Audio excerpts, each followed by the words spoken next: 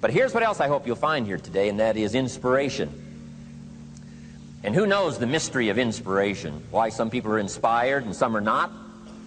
You were inspired to get here, some were not. Who knows the mystery of that? I don't know. How come you made it? The rest of them didn't make it. We don't know what that mystery is. Some people turned it down. Some people said it costs too much. Some people said it's going to take too much time. Some people are too busy, right? A lot of different excuses why some are inspired to take advantage of something that comes to town. Others pass it up. We don't know the mystery to that. Here's what I call it: mysteries of the mind. And I just leave it at that. Some things I don't try to figure out. I take the simple approach now, right? Some people do and some people don't. I mean, that's about as profound as my philosophy is. Some buy and some don't buy. Some go for it and some don't. Some change and some don't. And if you've been around for a while, you can usually work out the numbers, right? Out of 10, 3 do, 7 don't. Whatever business you're involved in, pretty soon you got this ratio going. The ones that do, the ones that don't. You say, well, why don't the ones that don't, how come they don't? We don't know. I just leave it as a mystery. I used to try to understand all that. I just take the simple approach now.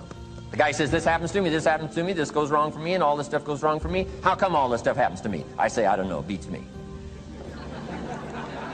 The best I've been able to figure out is those kind of things always happen to people like you. I mean, right? That's the best I got. I don't know.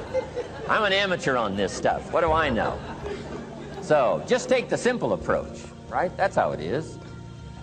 Who knows? Interesting story says, the day the Christian church was started. Now, I'm an amateur on the Bible, but best account I can remember, the day the Christian church was started, a magnificent sermon was preached. Great presentation. And if you're a student at all of good communication, it was one of the classic presentations of all times. The sermon, the first day the Christian church was started. And it said this sermon, this presentation was given to a multitude, meaning a lot of people. But it was interesting, as the account gives us, the record, it says, when the sermon was finished, there was a variety of reaction to the same sermon. Isn't that fascinating? I find it fascinating. It said some that heard this presentation were perplexed. And I read the presentation, sounded pretty straightforward to me. Said, why would somebody be perplexed with a good, sincere, straightforward presentation? Best answer I've got. They are the perplexed. I mean, what other explanation is there? It doesn't matter who's preaching. Right? It said some that heard this presentation mocked and laughed, made fun of the presentation. I thought, hey, this looks pretty sincere to me. If you give a sincere, honest presentation, why would somebody mock and laugh? Easy explanation. They are the mockers and the laughers. What else would you expect them to do? Right? I used to try to straighten all that out, say, well, they shouldn't do that. I don't do that anymore. I've got peace of mind now. I can sleep like a baby, not try to straighten all this stuff out. I used to be so naive. I used to say, well, liars shouldn't lie. Say, how naive can you be? Of course they're supposed to lie. That's why we call them liars. They lie. They lie. So I don't straighten this stuff out anymore. Anyway, it said some that heard this magnificent presentation didn't know what was going on. And they're usually easy to spot. They're usually saying, what's going on, right? I mean, they don't know what's going on. But interesting, right? A variety of reaction to the same sincere, honest presentation. Now, it also says, in wrapping it up, some that heard the presentation believed. And I think that's who the speaker was looking for, the believers. Interesting.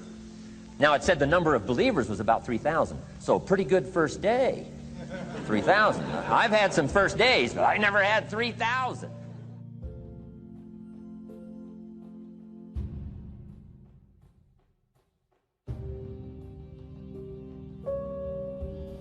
Over caution. Some people never will have much. They're too cautious. Now, you can also be too reckless, but you can also be too cautious. This is called the timid approach to life. And my caution was always the risk. Risk used to drive me right up the wall. I used to say, what if this happens? It's called the language of the poor.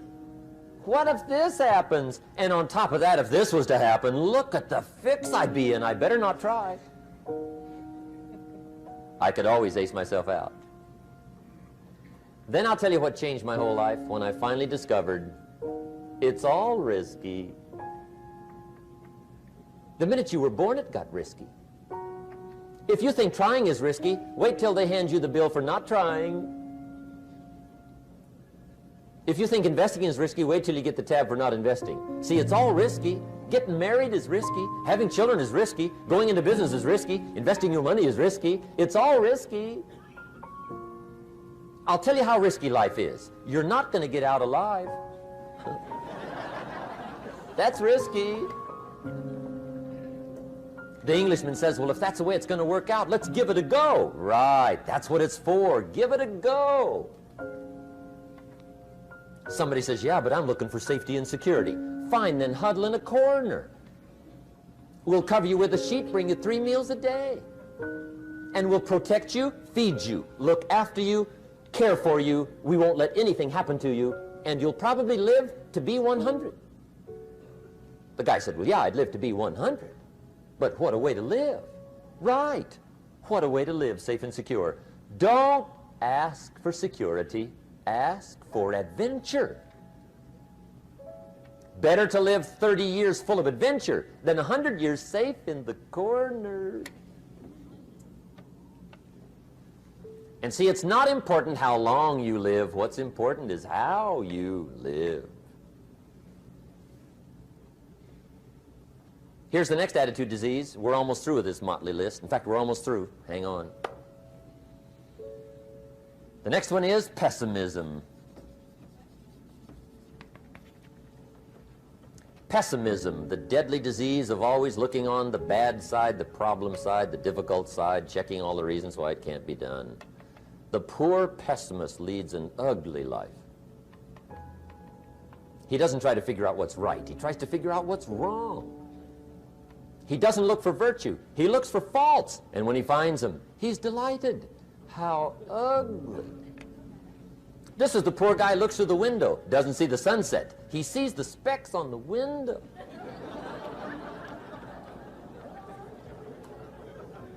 And this is the poor guy, right, who rushes up, takes such leave of his senses. This guy rushes up and he says, I've got 5 good reasons why it won't work. He's so dumb he doesn't know all he needs 1. He's got 5.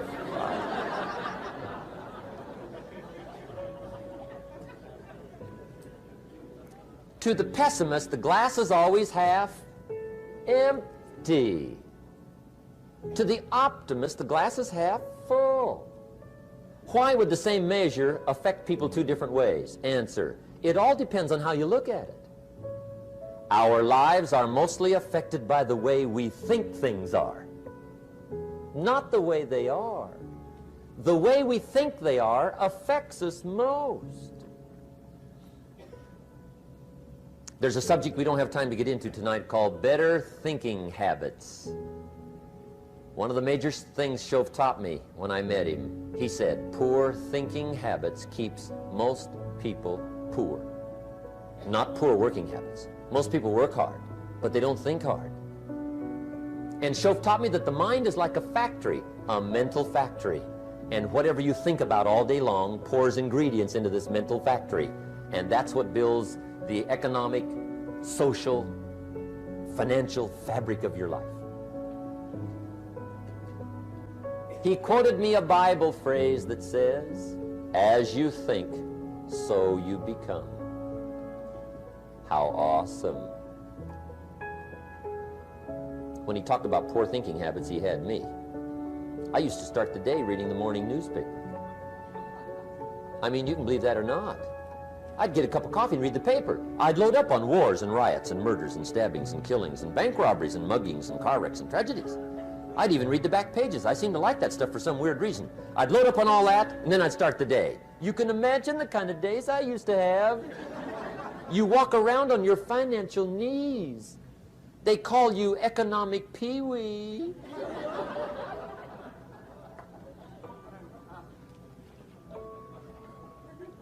The guy says, I want to be a great leader.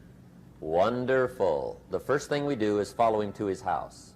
When we get there, we walk in and check his library, number one. Somebody says, well, why check his library?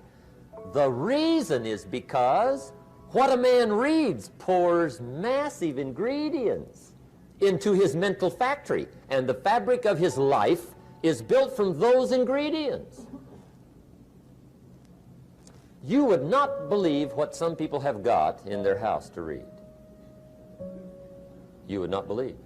One of the best dressed up words I know for a lot of it is trash.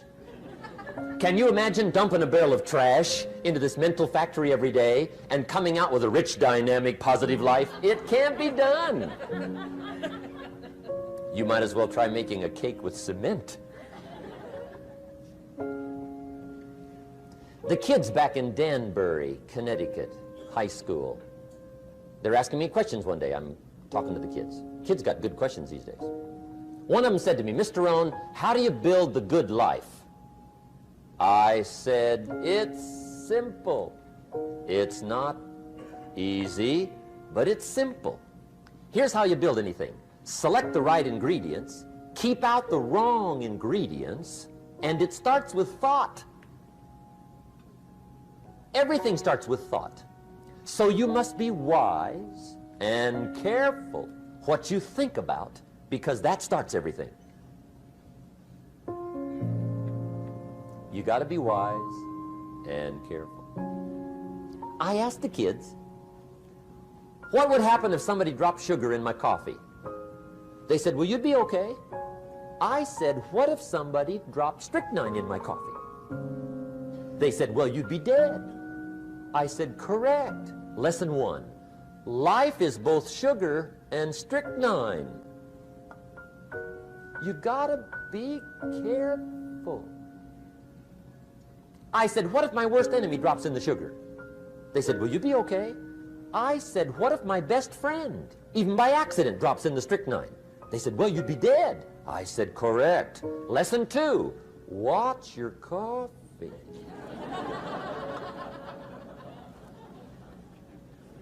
You got to be careful. See, it doesn't matter who hands you the bad stuff. It doesn't matter where you get the bad stuff. It'll still do its damage on your bank account, wherever you get it. Mr. Schoaf gave me one of the greatest phrases when I first met him when he said, Jim, every day stand guard at the door of your mind. How important. Stand guard at the door of your mind. And you decide what goes into your mental factory. Don't let anybody just dump anything they want to in your mental factory, because you've got to live with the results. Okay, here's the last disease, and we're through with this list. In fact, we're almost through. Hang on. The last subject is very brief. The last disease, but this one is deadly.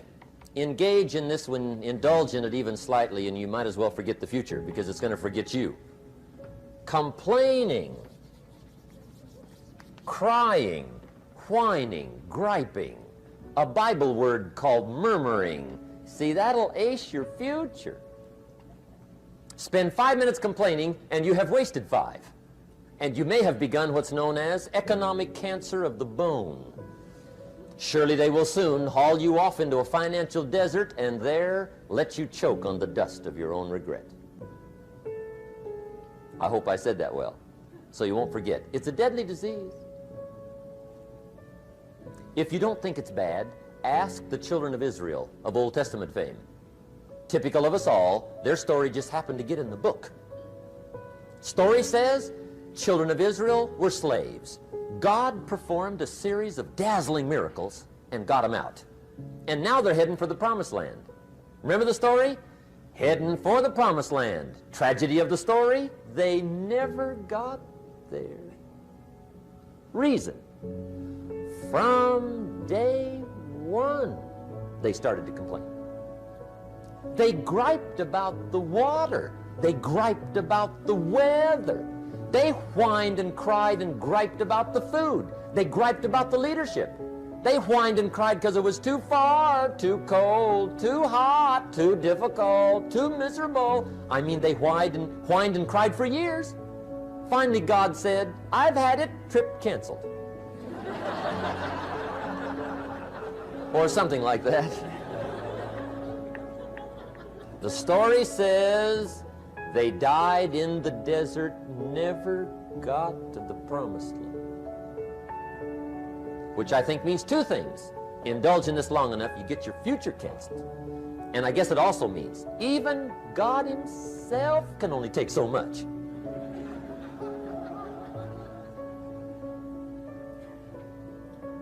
Okay.